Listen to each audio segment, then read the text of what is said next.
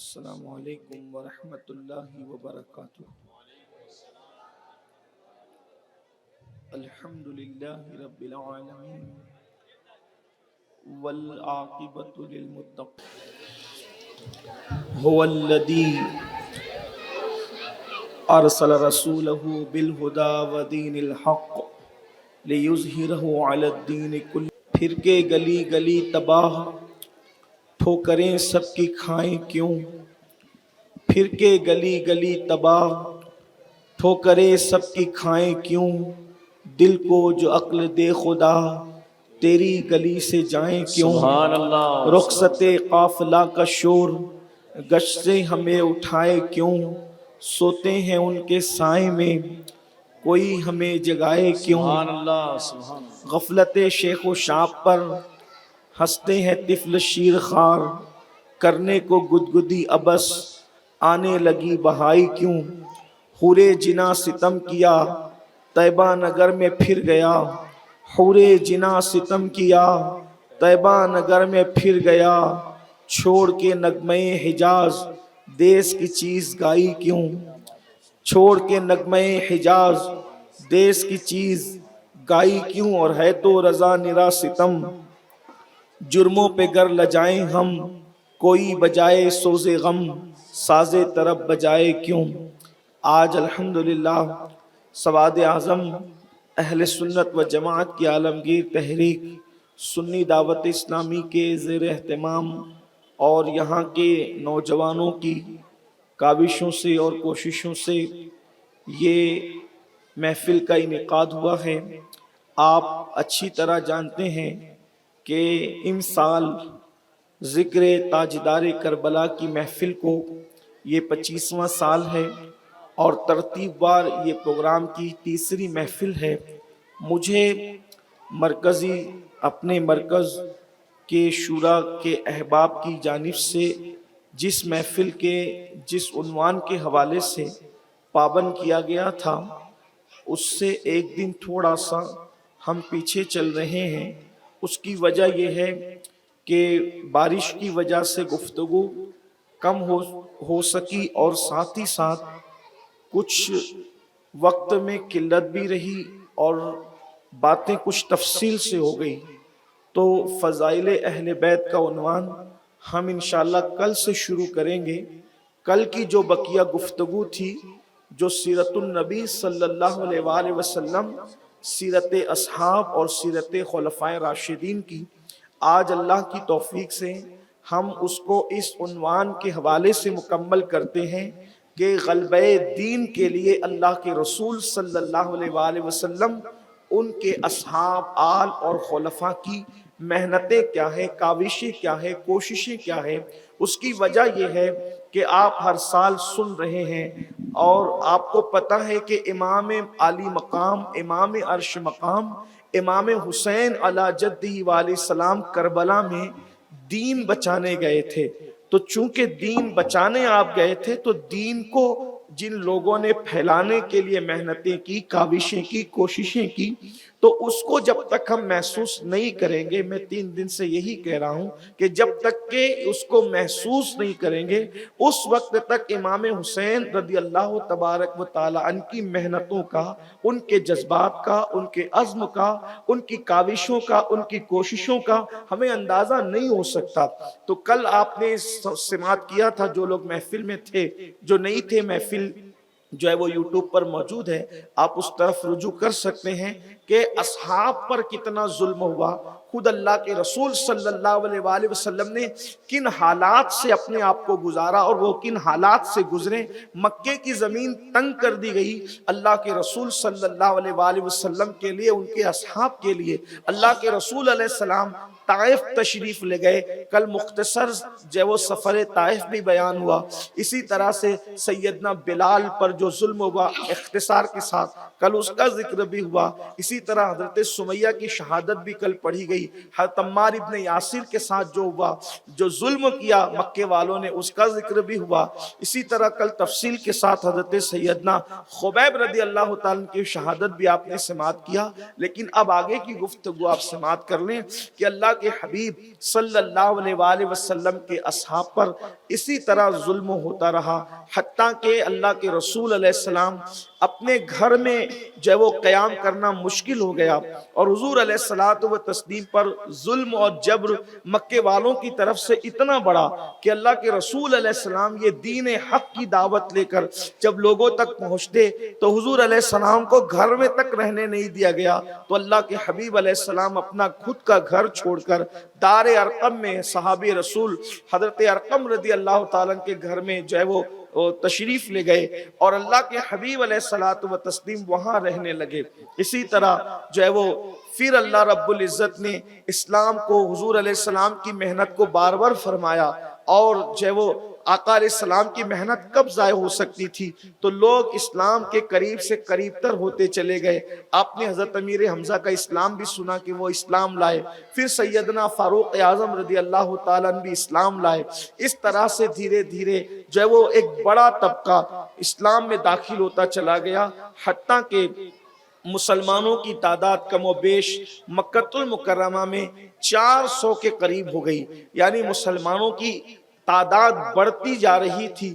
ایسے میں مکے والوں نے اللہ کے رسول صلی اللہ علیہ وآلہ وسلم کے لیے ایک منصوبہ بنایا کہ یہ اپنی دعوت سے رکتے نہیں، اور یہ اللہ کے دین کی دعوت لوگوں کو بتا رہے ہیں.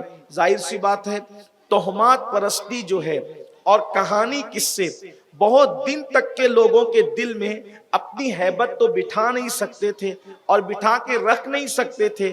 تو اللہ کے حبیب علیہ السلام ان کہانی اور توہمات کی تردید کر کے لوگوں کو حقائق کی طرف لے جا رہے تھے. جیسے کہ وہ لوگ پتھر، گوبر اور جو وہ مٹی، دریا، سمندر، درخت اور چپکلی جانور، ان سب کی عبادت کرتے تھے. اللہ کے رسول صلی اللہ علیہ وآلہ وسلم کا پیغام یہی تھا کہ مخلوق عبادت کے لائق نہیں ہے، اللہ کی ذات ہے جو عبادت کے لائق ہے.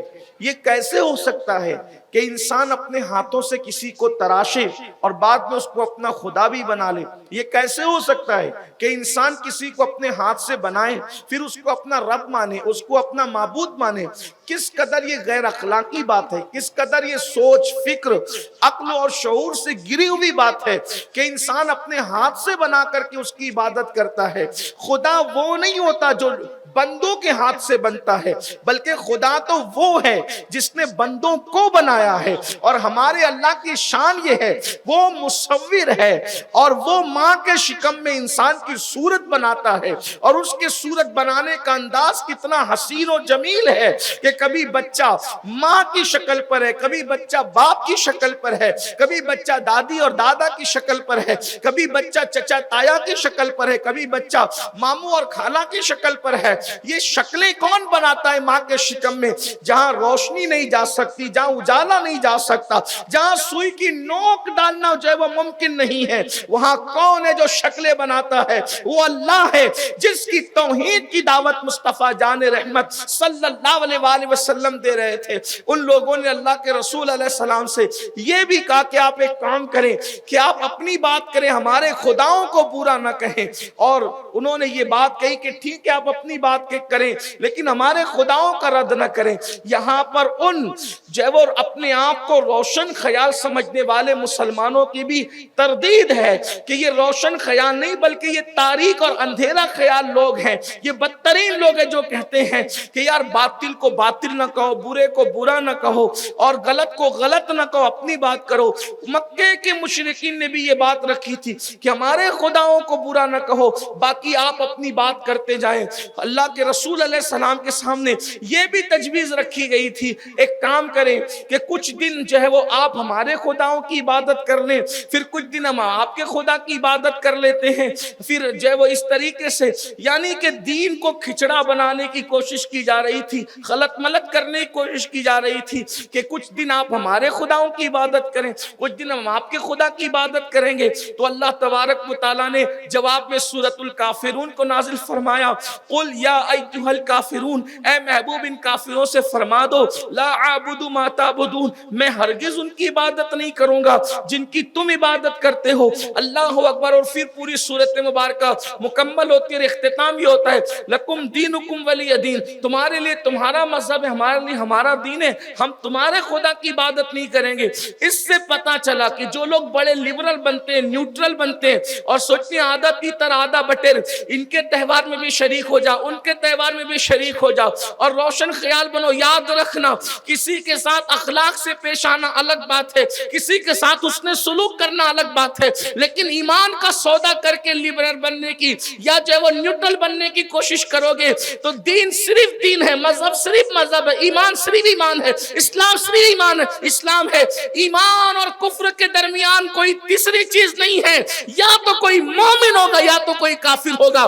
اس لیے لوگ آدھا تیتر آدھا بٹر نہ کریں، اور اگر کسی کو یہ خیال ہے کہ جان خطرے میں ہے اس لیے ہمیں لبرل بن کر کے ایمان کا سودا کرنا چاہیے، تو میں کہتا ہوں واللہ مشرک اور مرتد اور ملحد بن کر کروڑوں دن جینے کی بجائے حسین پیغام دے رہے ہیں کہ کروڑوں دن جینے کی بجائے یزید اور یزیدیت کی زندگی جینے سے بہتر ہے کہ 3 دن حسین کی طرح جی لو، اس سے بہتر کوئی زندگی نہیں ہے۔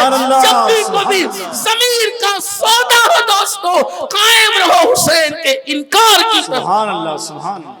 ہم کسی زندگی سے پیار نہیں کرتے جو ایمان دے کر کے لی جاتی ہے، جو اسلام دے کر لی جاتی ہے۔ اس لیے مسلمانوں شریعت کو مقدم رکھو، ہر مذہب کے انسان کے ساتھ آپ حسن سلوک کرو، اچھا اخلاق سے پیش آؤ، ان کو کھلاؤ، ان کو پلاؤ، ان لوگوں کو جو ہے وہ جو اسلام نے جہاں تک اجازت دی ہے ان کے ساتھ اچھا برتاؤ کرو۔ لیکن اگر کوئی یہ کہے کہ پھر آدھا تیتر آدھا بٹیر، کبھی ہم جھکے کبھی آپ جھکے، تو کہا نہیں، یہ سر اتنا قیمتی ہے، جب ہمارے مذہب میں نبی کے لیے سجدہ جائز نہیں ہے، ہم نبی سے عشق کرتے، نبی کی عبادت نہیں کرتے، تو جب وہ مذہب نبی کی عبادت کی اجازت نہیں دیتا، وہ کسی اور کے آگے سر جھکانے کی اجازت کیسے دے سکتا ہے؟ ہم اپنے نبی سے اپنی ماں سے زیادہ، اپنے باپ سے زیادہ، اپنے بھائیوں سے زیادہ، اپنی بہنوں سے زیادہ، حتیٰ کہ اپنی جان سے زیادہ عشق کرتے ہیں۔ یہ بات آپ کو میں بتا دوں، یہ بات میں پورے ہوش و حواس کے ساتھ اپنے مسلک اہل سنت و جماعت کی ترجمانی کرتے ہوئے کہہ رہا ہوں کہ ہم جان سے زیادہ نبی سے عشق کرتے ہیں لیکن نبی کی عبادت نہیں کرتے۔ جس سے جان سے زیادہ عشق کرے جب اس کی عبادت نہیں کرتے تو پھر کسی اور کے معبود کی کیسے عبادت کرے؟ جو اپنے ناک پر بیٹھی ہوئی مکھی کو نہیں ہٹا سکتے، جو چونٹی اور مچھر پر اختیار نہیں رکھتے، ہم ان کی کیسے عبادت کریں؟ میرے امام نے اپنے مسلک کی ترجمانی کرتے ہوئے بتایا، پیش نظر وہ نوبہار، سجدے کو دل بے قرار، روکیے سر کو روکیے، ہاں یہی امتحان ہے۔ اس لیے میرے آقا علیہ الصلوۃ والتسلیم کے پیارے دیوانوں، یہ مکے والوں کی خواہش تھی، اللہ کے رسول نے منظور نہیں کیا۔ صحابہ نے بلکہ حضرت بلال کو تو اتنا کہا گیا کہ بلال ہم تمہیں آزاد کر دیں گے، معاف کر دیں گے، اپنی زبان سے ایک بار لات و عزا کا نام لے لو۔ آپ نے لات و عزا کا نام تک نہیں لیا، احد احد کہتے رہے، اللہ ایک ہے، اللہ ایک ہے۔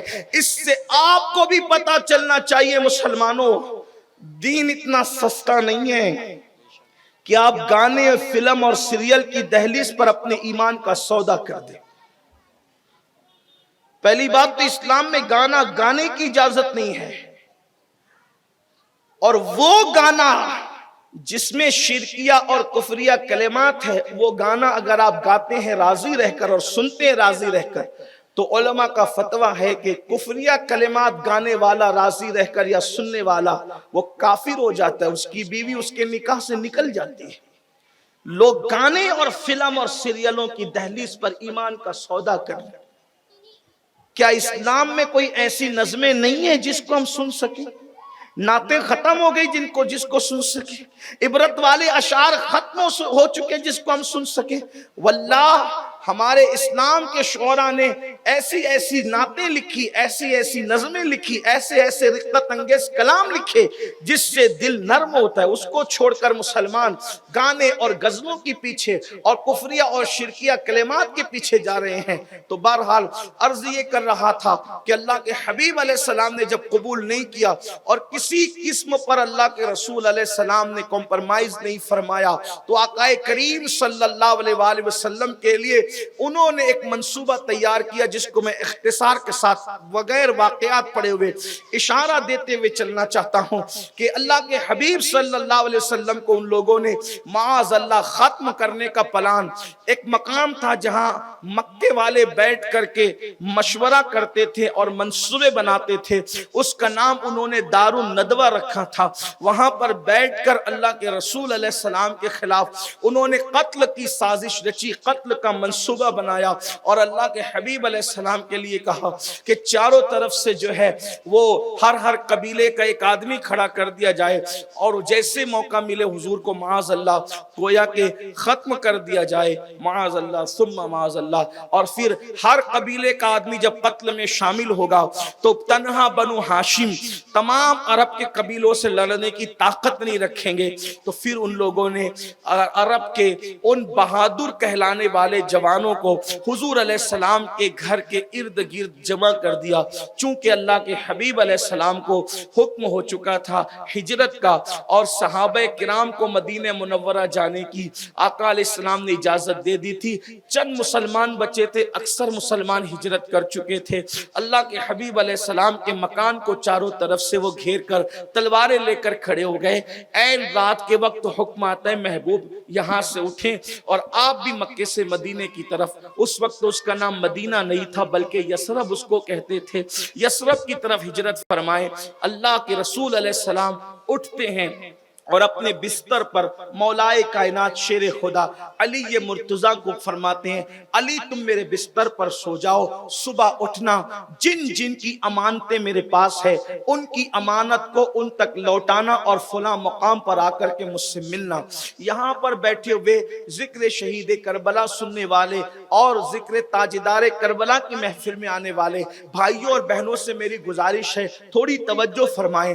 اللہ کے رسول علیہ السلام کی وہ مخالفت کرتے تھے، سوشل بائیکاٹ کر چکے تھے، ظلم کر چکے تھے، مار چکے تھے، پتھروں سے زخمی کر چکے تھے، وطن سے نکالنے کا منصوبہ بنا چکے تھے، قتل کے منصوبے بنا چکے تھے، حضور کی شہزادیوں کو طلاق دلوا چکے تھے۔ یہ سارے کام وہ گندے گھنونے جتنی گندگی کر سکتے تھے کر چکے تھے، لیکن اس کے باوجود بھی پورے مکے میں لوگ جو تھے وہ اپنی امانت کو، اپنے مال کو، اپنی قیمتی چیزوں کو اگر کسی کے پاس رکھنا چاہتے، ابو لہب کے ساتھ ہمیشہ بیٹھتے، ابو جہل کے پاس ہمیشہ بیٹھتے، عتبہ کے پاس ہمیشہ بیٹھتے، شیبہ کے پاس ہمیشہ بیٹھتے، ولید کے پاس ہمیشہ بیٹھتے، ایک دوسرے کے پاس چٹے پٹے بن کر کے ہمیشہ بیٹھتے، لیکن اپنا سامان، قیمتی دولت، مال جب رکھنے کی بات آتی تو وہ ابو لہب، ابو جہل، عتبہ، شیبہ، ولید کے پاس نہیں رکھتے، بلکہ جب بات رکھنے کی آتی تو محمد الرسول اللہ کے پاس رکھتے۔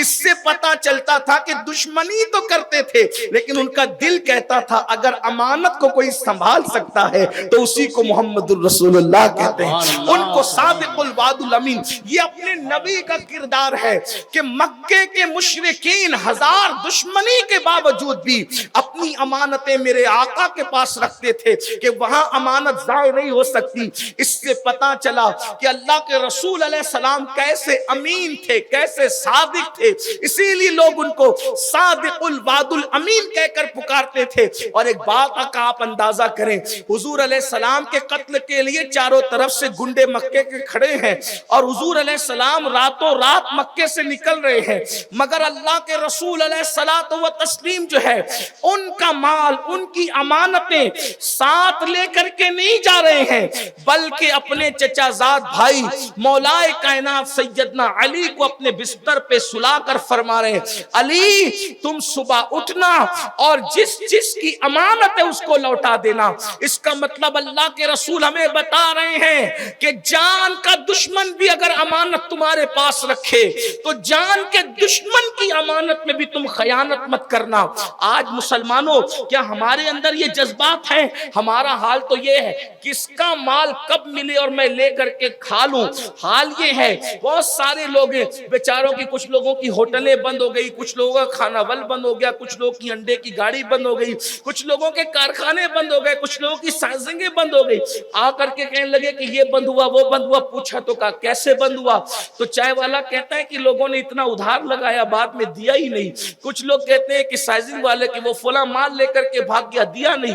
مسلمانوں یہ ہنسنے کی بات نہیں ہے. اللہ کے رسول علیہ السلام نے فرمایا جس کے پاس امانت نہیں ہے اس کا دین نہیں ہے. آقا علیہ السلام فرماتے ہیں جہاں امانت نہیں ہے وہاں دین نہیں ہے. لوگوں صرف داڑھی ٹوپی اور نماز کا نام دین اور اسلام نہیں ہے.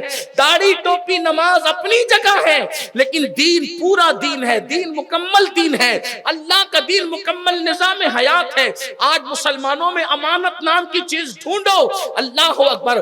قرض لینے آئیں گے تو بالکل ایسے جیسے فرشتے باتیں ولیوں کی طرح، اور جب مانگنے کے لیے جائیں تو پھر گنڈوں جیسی بات کریں کہ کس کا دیا جو آپ کو دیں گے لوٹائیں گے، جو کرنا ہے کر لو. اس طرح کی باتیں ہیں. مسلمانوں بدلنا پڑے گا اپنے آپ کو. دین کو آپ نے اگر صرف کلمہ نماز تک محدود رکھا، داڑھی ٹوپی تک محدود رکھا تو یاد رکھنا آپ لوگوں کی نظر میں تو مسلمان بن سکتے ہیں لیکن دین نازل کرنے والے خدا کے نزدیک اپنا ایمان ثابت کرنا مشکل ہوگا. رسول اللہ کے نزدیک اپنا ایمان ثابت کرنا مشکل ہوگا. دیانت دار بنو، ایماندار بنو. پیٹ پر پتھر باندھنے کی نوبت آ جائے وہ بھوک برداشت کر لو، اس لیے کہ دنیا کی بھوک کوئی حیثیت نہیں رکھتی لیکن اللہ کی عدالت میں کھڑے ہونا ہوگا. لوگ کسی کا قرض نہیں دیتے، مال کھا جاتے ہیں. فرمایا گیا روایتوں میں آتا ہے اگر تم نے کسی کا 1 پیسہ غصب کیا، کتنا؟ 1 پیسہ. میں سمجھتا ہوں کہ شاید 1 پیسہ میں نے بھی نہیں دیکھا، میں نے بھی 1 پیسہ نہیں دیکھا، میں نے 5 پیسہ دیکھا ہے. اپنے بچپنے میں 5 پیسہ دیکھا، 10 پیسہ دیکھا، اور 25 پیسہ بھی. کچھ جو 15-20 سال کے ہیں انہوں نے 25 پیسہ، جس کو ہمارے یہاں 4 آنا کہتے ہیں. اب سنیے، میں سمجھتا ہوں کہ شاید 1-2 پیسہ تو 40-50 سال پہلے ختم ہو گیا تھا. 1 پیسہ اگر کسی نے کسی کا ہڑپ کر لیا، غصب کر لیا، نہیں دیا تو 1 پیسے کے بدلے میں قیامت کے دن جس کا پیسہ 1 آپ نے غصب کیا ہے 700 نماز با جماعت کا ثواب اس کو دینا پڑے گا. 1 پیسے کے بدلے میں، 1 پیسے کے بدلے میں 700 نماز با جماعت کا ثواب دینا پڑے گا. پڑھی کتنی ہیں؟ یہاں تو وضو اور غسل بھی درست نہیں ہے.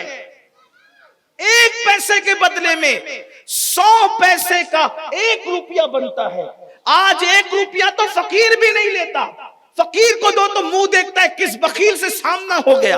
یہ حالات ہیں. لیکن جس کا پیسہ 1 تم نے ہڑپ کیا، اس لیے جلدی لوٹاؤ، موت سے پہلے لوٹاؤ، ورنہ 1 پیسے کے بدلے میں 700 نماز با جماعت کا ثواب دینا پڑے گا. اور تمہارا ثواب جب ختم ہو جائے گا اور ثواب تمہارے پاس نہیں ہوگا تو اللہ فرمائے گا ٹھیک ہے، جس کا تم نے ہڑپ کیا ہے اس کے گناہ تیرے سر پہ ڈالے جائیں گے اور اس کو گناہ سے پاک کر دیا جائے گا اور تجھے جہنم میں پھینکا جائے گا. یہ دنیا چند دن کی ہے، چند دن کی. یا اللہ کے دین سے بغاوت مت کرو، اللہ کے دین سے، جو اللہ کی شریعت سے بغاوت مت کرو. صرف دکھاوے کے سوکال مسلمان نہ بنو، صرف خود ساختہ مسلمان نہ بنو. ارے ایسے مسلمان بنو کہ خدا تمہارے مسلمان ہونے کی گواہی دے، مصطفیٰ جان رحمت تمہارے ایمان کی گواہی دے. ہمیں ایسا مسلمان بننا ہوگا جس میں امانت بھی ہے، دیانت بھی ہے. تو بات دور نکلتی، عرض یہ کر رہا تھا اللہ کے رسول علیہ السلام نے جاتے جاتے یوں کہہ لیں کہ اپنے بھائی کو کتنے خطرے میں، کیسے خطرے میں فرمایا کہ میرے بستر پہ سو جاؤ. فرمایا علی میرے بستر پہ سو جاؤ اور صبح اٹھنا، سب کی امانتیں واپس کرنا اور فلاں مقام پر آ کر مجھ سے ملنا، اور اپنے یار افضل البشر بعد الانبیاء سیدنا ابو بکر صدیق کو ساتھ لے گئے. بہت تفصیل ہے اس میں، لیکن ساتھ لے گئے اور علی مرتضیٰ کو اپنے چاروں طرف سے وہ لوگ تلواریں لے کر کھڑے تھے. اب حضور علیہ السلام نے اس کا انتخاب کیا بستر کے لیے جو حضور کے چچا زاد بھائی بھی، حضور علیہ السلام کے چچا زاد بھائی. اور علی جب چادر اوڑھ کر سو گئے، علی جب چادر اوڑھ کر میرے مولا سو گئے، تو وہ مکے کے گنڈے فیصلہ نہ کر سکے کہ آمینہ کا لال سو رہا ہے یا فاطمہ بنت اسد کا لال سو رہا ہے. دیکھیں تو صحیح، گویا کہ سونے میں بھی کس قدر اتباع تھی اور قد میں بھی کس طرح اتباع تھی. حتیٰ کہ میرے علی کی شان یہ ہے کہ علی مرتضیٰ کا وصال بھی ہوتا ہے تو 63 سال کی عمر میں آپ کی شہادت ہوتی، یعنی کہ دنیا سے جانے میں بھی اتباع ہے. اتباع مصطفیٰ کس قدر ہے. تو علی مرتضیٰ، کسی نے پوچھا علی حضور نے اپنے بستر پہ تمہیں لٹایا، یہ عقیدے کی بات، اگر چاروں طرف سے تلواریں لے کر لوگ کھڑے رہیں تو کیا آدمی کو نیند آئے گی؟ بھائیوں، اگر بارش کے بارے میں ماہرین موسمیات کہہ دیں کہ طوفان آنے والا ہے تو آ بھی سکتا ہے، نہیں بھی آ سکتا ہے نا. تجربات ہے، بہت سارے طوفانوں کا اعلان ہوتا ہے لیکن کوئی طوفان آتا نہیں، اور جتنی تیز کا اعلان ہوتا ہے اتنا تیز بھی نہیں آتا. کبھی آ جاتا ہے، کبھی صحیح اور غلط ہوتی ہے، خبر تو خبر ہوتی ہے، لیکن پھر بھی لوگوں کی نیندیں اڑ جاتی ہے کہ طوفان آئے گا تو کیا ہوگا. لوگ سوتے نہیں، طوفان کی خبر سن کے نہیں سوتے. تلواریں سر پہ تھی. مولا مشکل کشا سے پوچھا کسی پوچھنے والے نے، اس رات آپ کا کیا حال تھا جب تلواریں لے کر دشمن کھڑے تھے؟ فرمایا واللہ میں جتنے سکون سے اس رات سویا تھا، میں اپنی شادی کی رات یا کسی رات، کسی خوشی کی رات میں بھی اتنے سکون سے نہ سو سکا. میں مفہوم کے طور پہ بات پیش کروں، یعنی زندگی کی کوئی خوشی کی رات علی اتنے چین و سکون سے نہ سویا جتنا ہجرت رسول کی رات چین سے سویا. کہا وہ رات تو خطروں کی رات تھی، اس رات کیسے چین سے سوئے؟ یہی علی مرتضیٰ کی شان ہے. مولا علی کہتے ہیں دراصل میں اس لیے سکون سے سو گیا تھا کہ میرے نبی جان کائنات، روح کائنات، ایمان کی جان مصطفیٰ جان رحمت نے زبان ماں اوحا سے فرمایا تھا علی سو جاؤ صبح اٹھنا، علی سو جاؤ صبح اٹھنا، علی سو جاؤ صبح اٹھنا اور سب کی امانتیں دے کر واپس آنا. تو جب نبی نے کہا صبح اٹھنا تو پھر علی کو یقین ہو گیا، جب نبی کہہ رہے صبح اٹھنا تو کچھ بھی ہو سکتا ہے اور ٹل سکتا ہے، مگر علی کو رات میں موت نہیں آ سکتی، کیونکہ صبح اٹھنا نبی کہہ رہے ہیں تو صبح تک زندگی کی گارنٹی عطا فرما رہے ہیں. سبحان اللہ، صبح تک کی زندگی کی گارنٹی دے رہے. یہ یقین تھا صحابہ کا، اہل البیت کا یہ یقین تھا. اور پھر صبح اٹھے، امانتیں لوٹائی. اس سے ہمیں پتا چلا کہ نبی کی بات پر مسلمان کو کتنا یقین رکھنا چاہیے. حالات کیسے ہو، یقین رکھو، یقین رکھو، اللہ رسول کی بات پہ یقین رکھو. ایک حدیث مجھے یاد آئی، اگرچہ میرے عنوان سے متعلق نہیں لیکن اس بات سے ٹچ میں عرض کروں. آج کل لوگ پوری دنیا میں لرزہ ہے کہ حالات اچھے نہیں، حالات اچھے نہیں، کیا ہوگا کیا ہوگا. حدیث پاک میں اللہ کے رسول علیہ السلام نے فرمایا، اللہ کے رسول فرماتے ہیں اگر تم اللہ کے دین پر ثابت قدم رہو، اللہ کے رسول فرماتے ہیں اگر تم اللہ کے دین پر ثابت قدم رہو تو پوری دنیا مل کر بھی اگر تمہیں تباہ اور برباد کرنا چاہیں تو پوری دنیا مل کر تمہیں تباہ برباد نہیں کر سکتی، مگر شرط کیا ہے؟ اللہ کے دین پہ ثابت قدم رہو. میرے بھائیوں، ہم اللہ کے دین پہ کیسے ثابت قدم رہے؟ ابھی تو ہم نے استنجا بھی نہیں سیکھی ہے، کرنا سنت طریقہ کیا ہے تو دین ہی پتہ نہیں، کلمہ صحیح پڑھنا نہیں آتا، وضو نہیں آتا، غسل نہیں آتا، نماز صحیح پڑھنا نہیں آتی. نکاح اور طلاق کے مسائل ہمیں پتہ نہیں ہے، لین دین کے معاملات پتہ نہیں ہے، سود کب ہوتا ہے کب سود نہیں ہوتا، یہ ساری چیزیں پتہ نہیں ہے۔ پہلے دین سیکھو گے تو دین پہ عمل کرو گے، پہلا مرحلہ تو دین سیکھنے کا ہے، جب دین سیکھا نہیں تو عمل کیا کریں گے؟ بے شمار ایسے لوگ ہیں جو طلاق دے دے کر بھی اپنی عورتوں کو ویسے ہی رکھتے ہیں، یہ قیامت کی نشانیوں میں سے ایک نشانی ہے، کیونکہ ان کو نکاح اور طلاق کے مسائل ہی پتہ نہیں ہے۔ اللہ اکبر، خدا کی پناہ طلب کرو، دین سیکھو۔ جب کمپیوٹر سیکھنے کے لیے 6 مہینے نکالتے ہو، موبائل سیکھنے کے لیے گھنٹوں گھنٹوں نکالتے ہو، اور کیا کیا سیکھتے ہو، کبھی بائک سیکھتے ہو، ٹرک سیکھتے ہو، یہ سیکھا وہ سیکھا سب سیکھا، میں مخالفت نہیں کر رہا ہوں، لیکن اللہ کا دین بھی کبھی سیکھ لو، ساری سیکھی ہوئی چیز قبر کے باہر رہ جائے گی، اللہ کا دین قبر کے اندر بھی کام آئے گا۔ اس لیے اللہ کا دین سیکھو، دین پر عمل کرو۔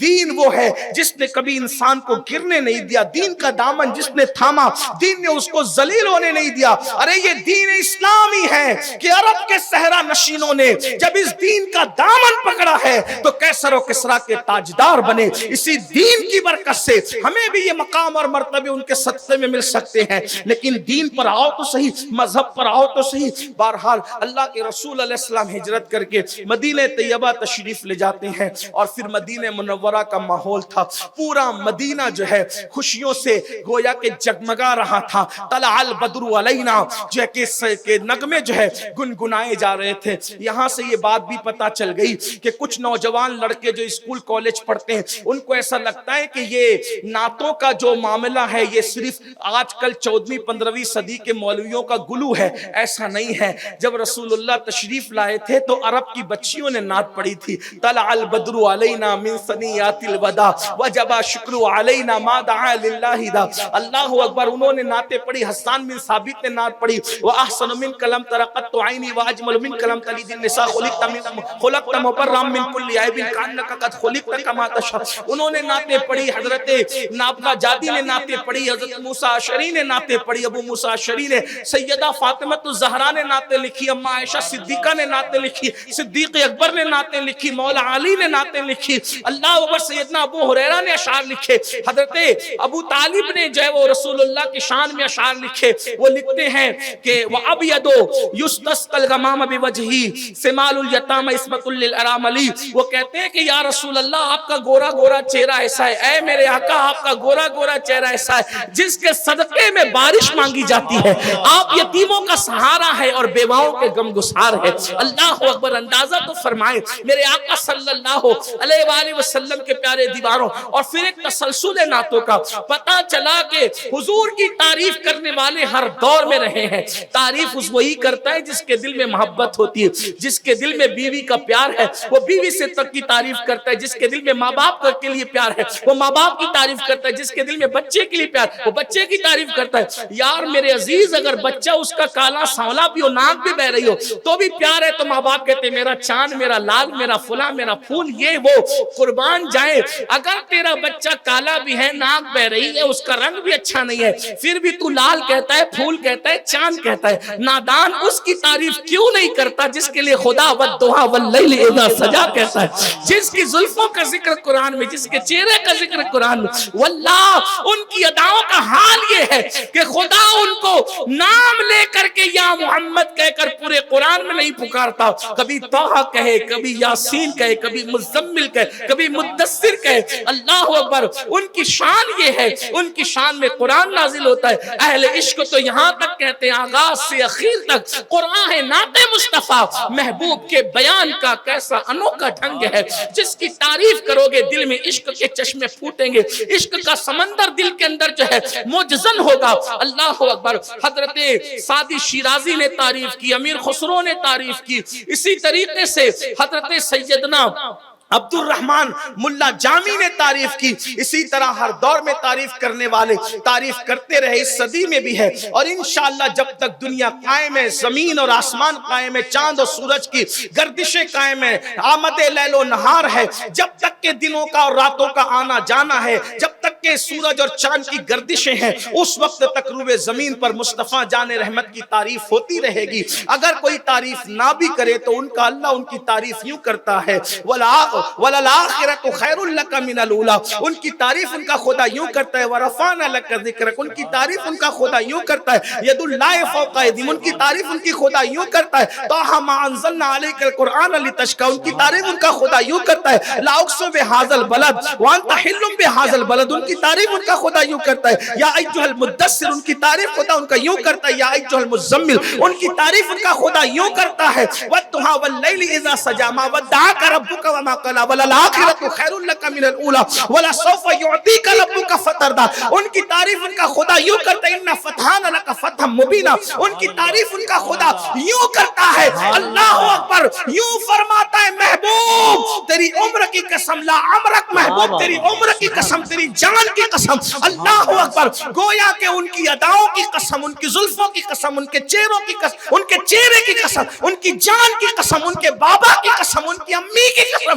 कुरान में अल्लाह तबारक व तआला याद फरमा रहा है और लोगों को बता रहा है कि महबूब से खुदा होने के बाद भी हम कितनी मोहब्बत करते हैं. तो बेनियाज उनकी इतनी मोहब्बत करता है, तो नियाजमंदों को उनसे कितनी मोहब्बत का रिश्ता रखना चाहिए. अल्लाह अकबर, इसीलिए उनकी मोहब्बत को ईमान की जान करार दिया गया. मेरे आका अलैहिस्सलातु व तस्लीम जब यसरब गए, कदम रखा, यसरब में कदम रखा तो वो मदीना हो गया. सुभान अल्लाह, सुभान अल्लाह. यसरब में तवज्जो, हुजूर ने सिर्फ कदम रख दिया.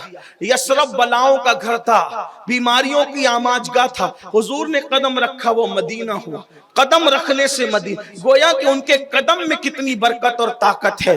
कहां तो बीमारी और बलाओं का घर था, कदम रखा तो शहर शिफा हो गया. इश्क वाले कहने लगे, न हो आराम जिस बीमार को सारे जमाने से उठा के लेके आए खाक उनके आस्ताने से. इस दर की हुजूरी ही इस्या की दवा ठहरी है, ज़ैर मुआसी का तैबा ही शिफा खाना. हुजूर अलैहिस्सलाम अब मदीने तैयबा में रहने लगे. मक्के वालों पर अल्लाह ने अजाब नाजिल किया. हुजूर मक्का छोड़ चुके, मदीने शरीफ आए. मक्के वालों पे कहता, किसी ने खुशी खुशी आकर बताया, हुजूर देखा मक्के वालों को कैसे सजा मिल रही है आपको सताने की. का क्या हुआ? का वो लोग कहत में, वो लोग कहत में, उनका खत आया है कि वो कहत में परेशान है. अल्लाह के रसूल ने सहाबा को जमा करके ऐलान किया, अनाज इकट्ठा करो. अनाज इकट्ठा किया.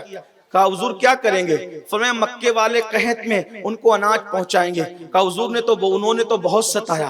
कहा सताना उनका काम था, राहत पहुंचाना हमारा काम. सुभान अल्लाह, ये है हमारे आका की शान. सताने वाले, वतन से निकालने वाले, परेशान करने वालों के साथ ये सुलूक है. और साथ में ये भी कहलवा भेजा, अभी इतना भेजा है, और जरूरत पड़े तो याद कर लेना और मदद करेंगे. कुर्बान जाए, ये हुजूर अलैहिस्सलाम की शान है. मुसलमानों, इस सीरत की तरफ हम कब आएंगे? जान के दुश्मनों को अनाज भिजवाया जा रहा है. बहरहाल वो खा पी करके फिर एहसान फरामोश, तो एहसान फरामोश हो, खा पी करके फिर भूल गए. और हुजूर अलैहिस्सलाम के लिए उन लोगों ने एक प्लान किया कि वे मुट्ठी भर मुसलमान बढ़ते जा रहे, पूरी दुनिया में न फैल जाए. एक काम करें, एक ऐसी तिजारत भेजें मक्के से, ऐसी तिजारत भेजे जिसकी वजह से जो मुनाफा है वो सब मुनाफा हम जंग में लगाएंगे और मोहम्मद और उनके साथियों को खत्म कर देंगे. और वो तिजारत का काफिला जब लेकर के लौट रहे थे तो हुजूर अलैहिस्सलाम को इत्तिला हुई, एक ऐसी तिजारत का काफिला मालो दौलत लेकर के लौट रहा है कि वो पैसा जब, यानी पैसा तो उस वक्त नहीं था लेकिन सिर्फ समझाने के लिए, वो पैसा और माल जब वहां जाएगा तो आपको और आपके साथियों पे हमला करके खत्म कर दिया जाएगा. अल्लाह के रसूल अलैहिस्सलाम ने फरमाया ठीक है, अगर ऐसी बात है तो एक काम करते हैं कि वो जो काफिला मालो दौलत लेकर के जा रहा है उसी काफिले को खत्म कर दिया जाए ताकि मामला आगे फितना न बढ़े. जो चिंगारी शोले जवाल बनना चाहती है उसी को खत्म कर दे, उन्हीं को रोके. तो वहां गए और उसके बाद उनको रोकने गए थे काफिले को, लेकिन काफिले का जो अमीर था उस अमीर ने खत लिखा कि मुझे जो है वो इस तरीके से रोकने के लिए आ रहे हैं. और फिर वो 1000 का लश्कर लेकर के वो आए और मकाम बद्र में मुलाकात हुई. बद्र एक कुएं का नाम है. बद्र को बद्र इसलिए कहते हैं उस कुएं को कि जब चांद 14वीं का ہوتا ہے تو اس کو بدر کامل کہتے ہیں. تو 14ویں رات کا چاند جب پورا ہوتا تھا تو اس کنویں میں اس کا پورا عکس نظر آتا تھا, اس لیے اس کو بدر کہتے تھے. وہاں پہ ملاقات ہوئی, پہلے سے آ کر کے ان لوگوں نے جو ہے وہ جگہ, ہموار جگہ کو پہ قبضہ کر لیا اور جنگ کے لیے تیاری شروع کر دی. اللہ کے حبیب علیہ السلام نے صحابہ کو روکا. کتنے تھے وہ؟ 313 تھے, صرف 313. 313 میں سے صرف 2 لوگوں کے پاس گھوڑے تھے, 2 لوگ گھوڑے پر سوار تھے, اور ان میں سے 40 یا 50 لوگوں کے پاس اونٹ تھے, باقی سب پیدل تھے. اور کل 313 میں صرف 8 لوگوں کے پاس تلوار تھی, باقی سب نہتے تھے. 8 لوگوں کے پاس تلوار تھی, کسی کے پاس ڈنڈا ہے, کسی کے پاس لکڑی ہے. اور 313 میں 8 کے پاس تلوار ہے. بعض کی تلوار ٹوٹی ہوئی ہے, بعض کی زنگ آلود ہے. ان حالات میں کسی کے پاس لنگی ہے پہنی ہوئی, اوپر اوڑھنے کو چادر نہیں ہے, بھوکے پیٹ ہے. یہ حالات ہیں. آقا علیہ السلام نے فرمایا ہم قافلہ روکنے نکلے تھے, جنگ کرنے نہیں نکلے تھے. جنگ کی نوبت آ گئی, میں تم سے مشورہ لیتا ہوں, کیا کہتے ہو؟ یہ صحابہ ہیں. آج کل جو صحابہ کو لوگ گالیاں دیتے ہیں, اپنی مرضی کی باتیں کرتے ہیں, ان کے لیے میں کہنا چاہتا ہوں ذرا دھیان سے سنیں. جب اللہ کے رسول علیہ السلام نے ان 313 سے فرمایا مشورہ لینا چاہتا ہوں, کیا کہتے ہو؟ صحابہ نے کہا یا رسول اللہ مشورے کی کیا ضرورت ہے, میری جان ہماری جان ہے, آپ ہمارے ایمان کی جان ہے, آپ کو اللہ کا جو حکم ہو وہ آپ کر گزریے. واللہ جب تک کہ ہمارے جسم میں جان باقی ہے آپ کی نالین پر غبار آنے نہیں دیں گے. ہم وہ لوگ نہیں ہیں موسیٰ کی قوم کی طرح کہ موسیٰ کی قوم نے موسیٰ کو کہا تھا کہ آپ لڑے اور آپ کا خدا لڑے, ہم بیٹھ کر تماشا دیکھیں گے. حضور ہم تماشائی لوگ نہیں ہیں, جب تک خون کا ایک قطرہ بھی جسم میں باقی ہے ہم آپ پر آنچ نہیں آنے دیں گے. حضور آپ چلیں, ہم جان کی بازی لگا دیں گے. اور پھر وہ منظر بھی دنیا نے دیکھا, 1000 کا لشکر ایک طرف ہے, 313 ایک طرف نہتے ہیں. بہت تفصیل کے ساتھ رمضان شریف میں کسی موقع پر میں بدر بیان کر چکا ہوں. میں پھر کہہ رہا ہوں کہ واقعات بیان کرنا مقصود نہیں, صرف اشارہ دے کر نوجوانوں کو سیرت مصطفیٰ صلی اللہ علیہ وسلم, سیرت اصحاب اور سیرت خلفائے راشدین کا ایک ہلکا سا نقطہ لوگوں کے ذہن میں ڈالنا, تاکہ آگے لوگ مزید اس کو سنیں, مزید لوگ اس کی طرف جائیں, اس کو پڑھیں, تاکہ پتہ چلے کہ حضور علیہ السلام, ان کی آل, ان کے اصحاب, ان کے خلفاء کی محنتیں کیا ہے. اور اس کے بعد 313 ایک طرف تھے اور 1000 ایک طرف تھے. لیکن اس جنگ کی ایک خاص بات تھی, اشارہ دے کر آگے بڑھتا ہوں. وہ جنگ کیا تھی؟ اللہ اکبر. ایک طرف چچا تھا, دوسری طرف بھتیجا تھا, ایک طرف ماموں تھا, دوسری طرف بھانجا تھا, ایک طرف بھائی تھا بڑا, دوسری طرف چھوٹا بھائی تھا, ایک طرف بیٹا تھا, دوسری طرف باپ تھا. یعنی آپ یہ نہ سوچیں کہ یہ مولوی لوگ جنگوں کو, بدروں کو اتنا بڑا چڑھا کر پیش کرتے ہیں, یہ بڑا چڑھا کر نہیں ہے. آپ غور کریں, گھر جا کے سوچیں, اس باپ کا جگر کیا ہوگا جو بیٹے کے خلاف لڑا ہوگا صرف دین کے لیے. اس ماموں کا جگر کیا ہوگا جو بھانجے کے خلاف لڑا ہے صرف دین کے لیے. اس بھانجے کا جگر کیا ہوگا کہ جو ماموں سے لڑا اللہ کے دین کے لیے. یہ تھی وہ جنگ. بلکہ آئیے بات آئیے بدر کی, تو ایک بات میں آپ سے کہی تو دل کے کانوں سے سنیں. صدیق اکبر کے صاحبزادے مکے کے کافروں کے ساتھ آئے تھے, اور صدیق اکبر رسول اللہ کے ساتھ تھے. سیدنا ابو بکر صدیق رضی اللہ تعالیٰ عنہ, اللہ اکبر. جب صدیق اکبر کے بیٹے ایمان لا چکے تو ایک دن اپنے بابا سے کہا, بابا بدر کا دن کتنا امتحان کا دن تھا. ایک طرف باپ, دوسری طرف بیٹا, ایک طرف بیٹا, دوسری طرف باپ, ایک طرف چچا, دوسری طرف بھتیجا, ایک طرف ماموں, دوسری طرف بھانجا. یہ حالات رشتہ دار رشتہ داروں کے ساتھ آمنے سامنے تھے. اور مسلمانوں نے یہ ثابت کر دیا, ہم خون کے رشتوں کو اہمیت نہیں دیتے, ہم تو محمد الرسول اللہ کی غلامی کو اہمیت دیتے ہیں. نبی کا جو غلام ہے ہمارا وہ امام ہے. اللہ اکبر. انہوں نے یہ ثابت کیا بدر کے اندر. تو کیا ہوا پتا ہے؟ صدیق اکبر کے صاحبزادے کہتے ہیں اپنے بابا سے, ابا میں مسلمان نہیں ہوا تھا, آپ اس جنگ میں بار بار میری تلوار کے نیچے آئے, لیکن میں اپنا باپ سمجھ کر آپ کو چھوڑتا گیا. میں اپنی تلوار پھیر لیتا تھا کہ میرے ابا ہے, میرے ابا ہے, میرے ابا ہے. بیٹا ابھی مسلمان ہو چکا ہے اور اس دن کی داستان بیان کر رہا ہے. صدیق کا عشق انگڑائی لیتا ہے, تیور بدل جاتے ہیں, اور اس وقت بھی غصے میں کہتے, بیٹا یہ تیرے کفر کی کمزوری تھی جو تو مجھے باپ سمجھ کے چھوڑتا رہا. خدا کی عزت کی قسم, جس نے محمد کو سچا رسول بنا کر بھیجا ہے, اگر تو میری تلوار کی زد میں آتا تو بیٹا سمجھ کر نہیں چھوڑتا, نبی کا دشمن سمجھ کر تیرے ٹکڑے کر دیتے. یہ صحابہ کا ایمان تھا, اور ان صحابہ پہ وہ لوگ بھونک رہے ہیں. ان صحابہ پہ, ایسے محنت کرنے والوں پہ وہ بھونکتے ہیں جو فجر کی نماز میں جن کو اٹھنے کی توفیق نہیں, جن کو جمعہ کی 14 رکعت پڑھنے کی اوقات نہیں ہے وہ صحابہ کو گالیاں دے رہے، وہ تو ایسے تھے اور وہ تو کیا ہے وہ دیکھ، تو کیا ہے وہ دیکھ، یہ صدیق اکبر، یہ میرے نبی کے خلفاء ہیں، یہ میرے نبی کے اصحاب ہیں۔ ایسوں کی محنتوں کو ہم چھوکروں کے کہنے پہ ضائع کر دے، واللہ الحمدللہ ہم اہل سنت ہیں، اہل سنت، اور خدا نے ہمیں 2 ہاتھ اس لیے عطا کیے ہیں کہ ہمارے ایک ہاتھ میں اصحاب رسول کا دامن ہے اور ایک ہاتھ میں اہل بیت رسول کا دامن۔ ہمارے تکبیر، نعرہ رسالت، عظمت صحابہ، سبحان اللہ۔ ہمارے امام نے اسی لیے اہل سنت کا ہے بیڑا پار، اصحاب حضور نجم ہے اور ناؤ ہے اطرت رسول اللہ، اصحاب نجوم رہنما ہے، اصحاب نجوم رہنما ہے، کشتی ہے آل مصطفیٰ۔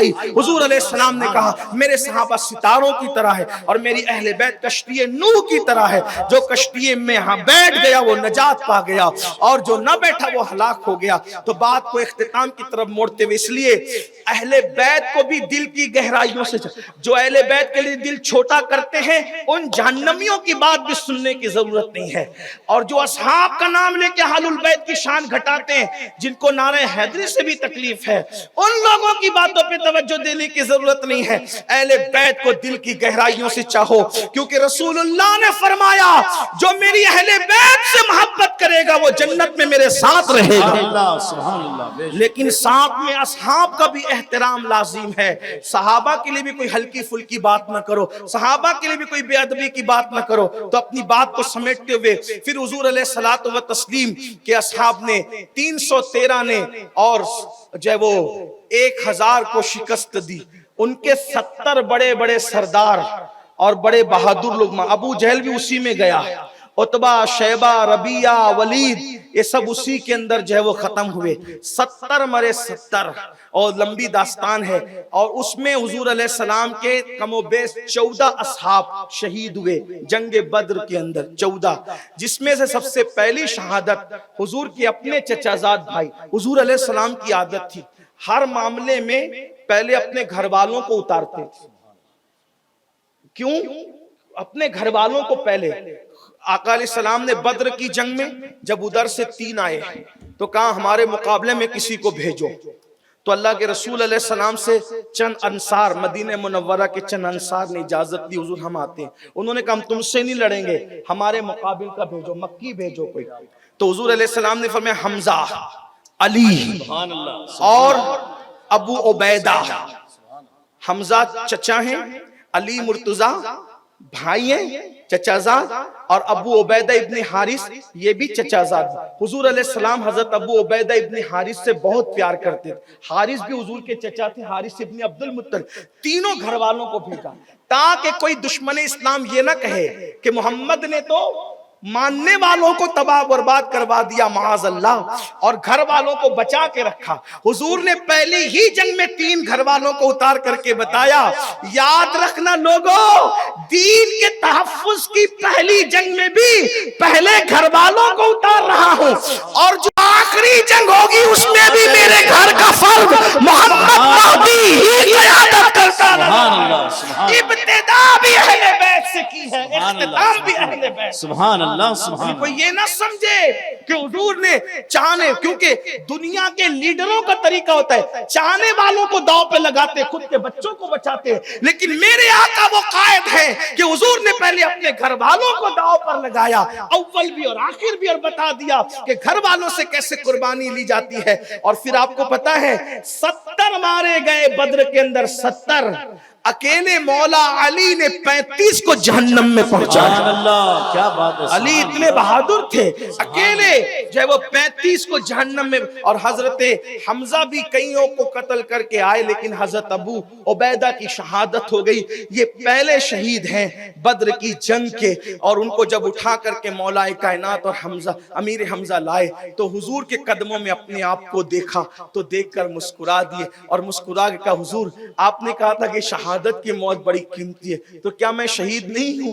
حضور نے فرمایا میں شہادت دیتا ہوں کہ تو شہید ہے۔ حضرت ابو عبیدہ سے کہا کہ میں شہادت دیتا ہوں ابو عبیدہ تو شہید ہے۔ پھر اس کے بعد بدر کی جنگ میں وہ ہار کر کے گئے تو ان لوگوں نے اگلے سال پھر احد کی جنگ کا پلان کیا اور میدان احد میں آ کر کے ان لوگوں نے جو ہے وہ لڑائی کی ٹھانی، اور پھر احد کی جنگ میں، بدر کی جنگ اچانک ہوئی تھی تو احد کی جنگ کے اندر وہ نوجوان صحابہ، حضور علیہ السلام اور جو اکابر صحابہ کی مرضی یہ تھی کہ ہم اپنے گھر کے اندر رہ کر مدینہ شریف میں رہ کر مقابلہ کریں گے، لیکن نوجوان صحابہ نے مشورہ دیا کہ ہمیں موقع نہیں ملا بدر میں تو ہمیں ساتھ لے چلیں، ہم باہر نکل کر مقابلہ کریں گے۔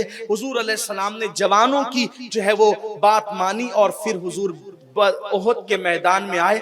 اب احد کے میدان میں ان کی تعداد 3000 تھی، مکے والوں کی تعداد کتنی تھی؟ 3000، اور حضور علیہ السلام کے اصحاب کی تعداد 900 تھی۔ 1000 یا 900 کی تعداد بتائی جاتی ہے، بعض لوگ 700 بھی لکھتے ہیں، 800 بھی لکھتے ہیں، لیکن بہرحال 900 کی تعداد اگر آپ لے لیں 3000 کے مقابلے میں، اور حضور علیہ الصلوۃ والتسلیم، اللہ اکبر، آقا علیہ السلام میدان میں آئے۔ ابتدا میں مسلمانوں نے ان 900 نے 3000 کے قدم اکھاڑ دیے اور وہ میدان چھوڑ کر اپنی بیویوں کو چھوڑ کر کے بھاگے۔ جب میدان چھوڑ کر کے بھاگے تو 50 تیر انداز صحابہ کو حضور علیہ السلام نے ایک پہاڑ کے درے پر کھڑا کیا تھا اور فرمایا تھا کہ اگر تم دیکھنا کہ ہم جو ہے وہ مغلوب ہو گئے، یعنی کٹ رہے ہیں صحابہ، تو بھی تم نیچے مت آنا، اور تم دیکھنا کہ ہم لوگ فتح یاب ہو گئے تو تم بھی نیچے اس وقت بھی مت آنا، نہ مغلوب ہوئے تب آنا، نہ غالب ہوئے تب آنا، تم کو جب تک نہ کہا جائے تب تک نہیں آنا۔ اور اسی طریقے سے آقا علیہ السلام نے ان 50 تیر اندازوں کو کھڑا کیا، لیکن جیسے ہی وہ لوگ بھاگ گئے میدان چھوڑ کر، غنیمت چھوڑ کر، بیویاں چھوڑ کر، تو صحابہ کرام جو 50 کھڑے تھے ان لوگوں نے کہا حضور نے جو بات کہی تھی وہ جنگ کے لیے کہی تھی، جنگ ختم ہو چکی ہے، اب یہاں کھڑے ہونے کا کوئی مقصد ہی نہیں۔ ان کے اوپر جو امیر مقرر تھے انہوں نے بہت روکا، نہ جاؤ نہ جاؤ نہ جاؤ، جب تک آقا کا حکم نہ آئے تب تک نہ جاؤ، لیکن نہیں مانا، اور انہوں نے کہا کہ یہ حکم جنگ کے اندر کے لیے تھا، جنگ ختم ہو چکی ہے، یہاں کھڑے ہونے کا کوئی فائدہ نہیں ہے۔ اور پھر وہ لوگ نیچے اترے، اکثر نیچے اترے، چند رہ گئے۔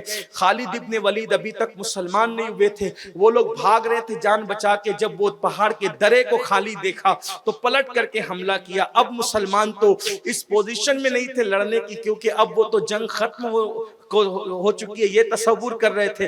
جب واپس سے مکے والوں نے پلٹ کر حملہ کیا، مسلمان سنبھل نہ سکے اور ایسا زور کا حملہ کیا کہ لڑنے کی پوزیشن میں نہیں تھے، مسلمانوں کے قدم اکھڑ گئے، اور اس کے بعد ان لوگوں نے وہ طوفان مچایا کہ اللہ اکبر، حضرت امیر حمزہ کی شہادت ہوئی، مصعب ابن عمیر کی شہادت ہوئی، عبداللہ ابن جہش کی شہادت ہوئی، حضرت شماس کی شہادت ہوئی، 70 صحابہ کرام میرے آقا علیہ السلام کے اس جنگ میں شہید ہوئے، اور حضور کے صحابہ ہی شہید نہیں ہوئے، حضور پر 3 پتھر ایسے بڑے بڑے چلائے گئے کہ سر مبارک زخمی ہوا، دندان کے کنارے شہید ہو گئے۔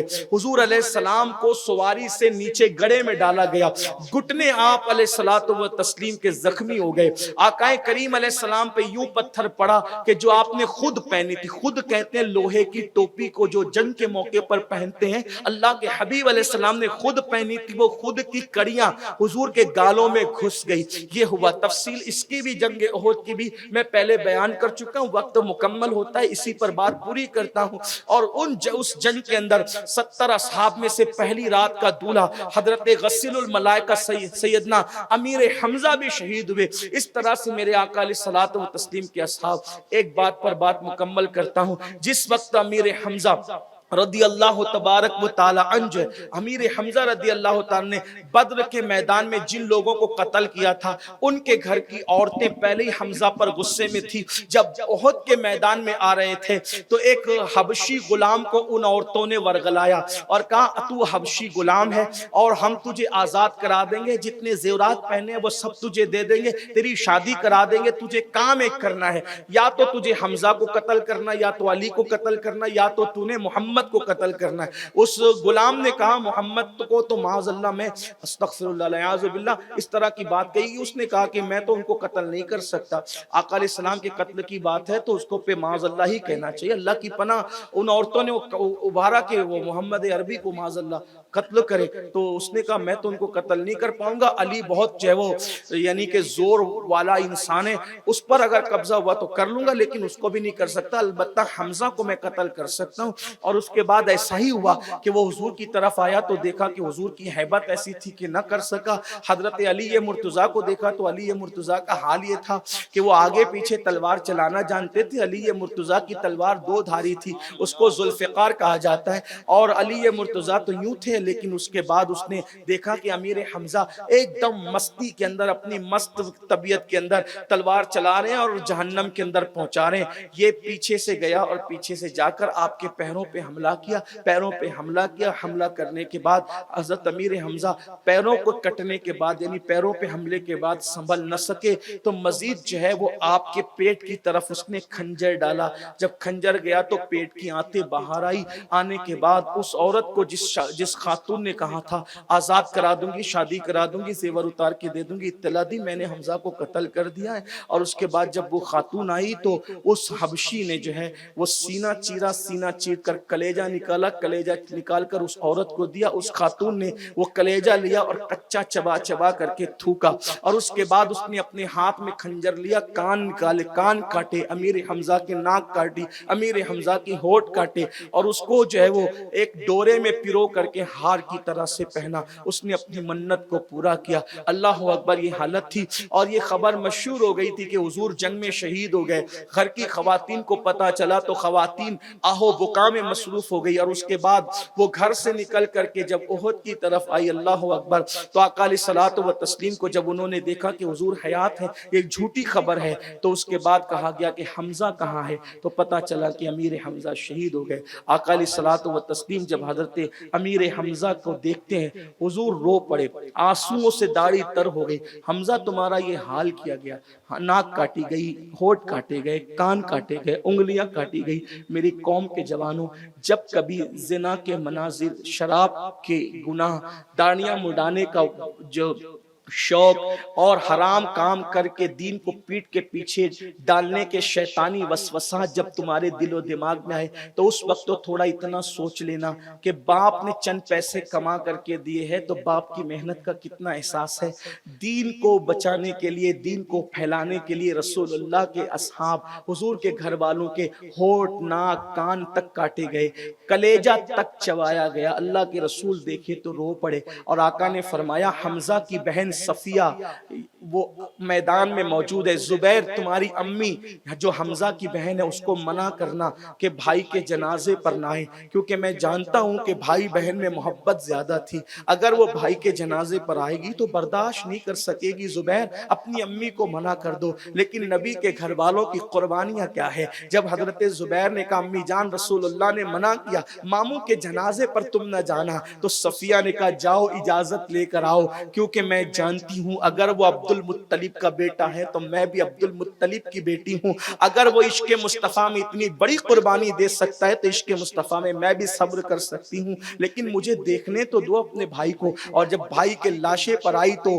بہن تو پھر بہن ہوتی ہے، برداشت نہ کر سکی، آنکھ میں آنسو آ گئے، چیخ کر کہنے لگی حمزہ اللہ تجھ پر رحم کرے اور تیری شہادت کے بدلے اللہ میری مغفرت کرے۔ اللہ اکبر، سیدہ فاطمہ الزہرا بھی رو رو پڑی اور سیدہ صفیہ بھی۔ آقا علیہ السلام نے فرمایا کیا میں تم دونوں کو مبارکباد نہ دوں، کیونکہ جبریل آئے اور کہتے ہیں کہ یا رسول اللہ حمزہ نے وہ قربانی دی ہے، وہ قربانی دی ہے، وہ قربانی دی ہے آقا، کہ اللہ تبارک و تعالیٰ فرما رہا ہے حمزہ تو اسد اللہ بھی ہے اور اسد رسول اللہ بھی ہے، یعنی وہ اللہ کا بھی شیر ہے اور رسول اللہ کا بھی شیر ہے۔ لیکن اب بات اینڈ کرتے ہوئے بات کہوں، وہاں پر ایک واقعہ یہ بھی ہوا، اپنے بھائی کا جنازہ دیکھ کر حضرت صفیہ رضی اللہ تعالیٰ ताला अन्हा ने, जो हुजूर की फूफी थी, उन्होंने कहा जुबैर जाओ मेरे भाई हमजा के कफन देने के लिए, मुसलमानों के पास कपड़ा मौजूद नहीं है। यहाँ पहुंचने के बाद दिल लरज लरज जाता है, दिल कांप कांप जाता है। मुस्लिम उम्मा कब इन मेहनतों का एहसास करेगी, मुसलमान इन मेहनतों का एहसास कब करेंगे। लोग अगर कहते हैं कि हुसैन करबला में क्यों गए, सब रोक रहे थे, क्यों गए, इसलिए गए कि हुसैन पाक के सामने ये कुर्बानियां मौजूद थी। इन कुर्बानियों का एहसास इमाम हुसैन को करबला तक ले गया, इन बड़ी बड़ी कुर्बानियों का एहसास इमाम अली मकाम को ले गया। मैं घर बैठा रहूंगा, यजीद हाथ पैर तो चूम लेगा, नालैन सर पे तो मेरी रख लेगा, लेकिन मेरे अकाबिरीन की कुर्बानियां जाया हो जाएगी। ये जज्बात थे इमाम अली मकाम के। लोग अधूरी बात करते इसलिए लोग कहते हैं कि क्यों गए, सब रोक रहे थे, सब रोक रहे थे, लेकिन एहसास इमाम हुसैन को ये तड़पा रहा था। अल्लाह अकबर, मेरे आका सल्लल्लाहु अलैहि वसल्लम के दीवानों, हजरत सफिया ने कहा ऐ जुबैर जाओ और जा करके तुम घर से मेरे 2 सूती दुपट्टे मेरे पास है वो लेकर के आओ, क्योंकि मेरे भाई को कफन देने के लिए मुसलमानों के पास कफन का कपड़ा भी मौजूद नहीं।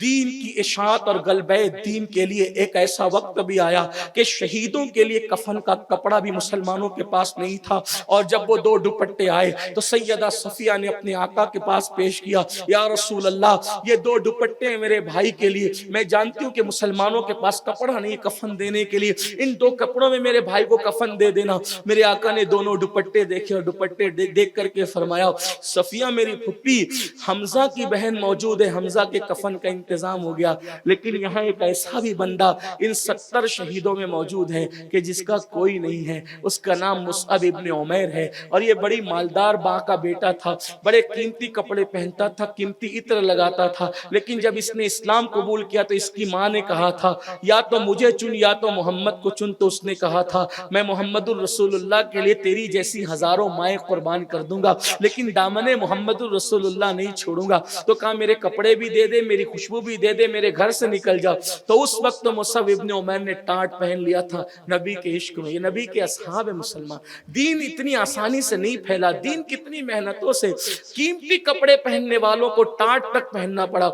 हजरत मुसअब इब्न उमैर ने टाट पहना था। और जो तुलबा हैं उनको पता होना चाहिए, यही मुसअब इब्न उमैर है जिनको रसूलुल्लाह ने मदीने मुनव्वरा का पहला मुबल्लिग बनाकर भेजा था। इनकी मेहनतों से मदीने मुनव्वरा के हालात हमवार और साजगार हुए थे, यही मुसअब इब्न उमैर। तो आका ने फरमाया जिसने मेरी मोहब्बत में टाट पहन लिया हो और आज उसके लिए कफन का इंतजाम नहीं, तो फुप्पी जान क्या आप ये कर सकती है कि एक दुपट्टे को जो है वो हमजा के लिए रखें और एक दुपट्टे को जो है वो मुसअब इब्न उमैर के लिए रखें। तो सैयदा सफिया ने कहा आका आप मालिक को मुख्तार हैं, आप जिसको जो चाहे अता कर दें। मेरे आका ने फरमाया ले जाओ इन दोनों दुपट्टों को और एक हमजा पे डाल दो और एक मुसअब इब्न उमैर पे डाल दो। लेकिन तारीख की औराक गवाह है, वापस आकर के कहने वाला कहता है या रसूल अल्लाह हम उनके चेहरे छुपाते हैं तो पैर खुल जाते हैं, पैर छुपाते हैं तो चेहरे खुल जाते हैं। मेरे आका ने फरमाया जाओ उनके चेहरे छुपा दो,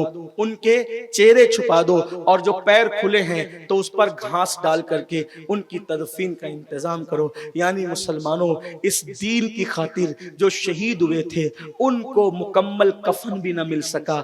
आज हम एक एक दिन में 2-2 3-3 ड्रेस बदल कर अल्लाह की नाफरमानी करते हैं। हम अल्लाह की अदालत में कैसे खड़े रहेंगे? ये मैंने मुख्तसर हालात बयान कर दिए। इंशाअल्लाह तबारक व तआला हम अब इसके जो है वो एंड की और इख्तिताम की तरफ हम अब बढ़ेंगे। वक्त आज मुकम्मल हुआ, कुछ ज़्यादा हो गया। अल्लाह ताला से दुआ है अल्लाह पाक हम सबको अमल की तौफीक दे। गुफ्तगू के दरमियान कोई गलती हो तो अल्लाह पाक मुआफ़ फरमाए। अस्तग़फिरुल्लाह रब्बी इन्ना रब्बी लगफ़ूरुर रहीम व मा अलैना इल्लल बलाग। अस्सलामु अलैकुम व रहमतुल्लाहि व बरकातुहू।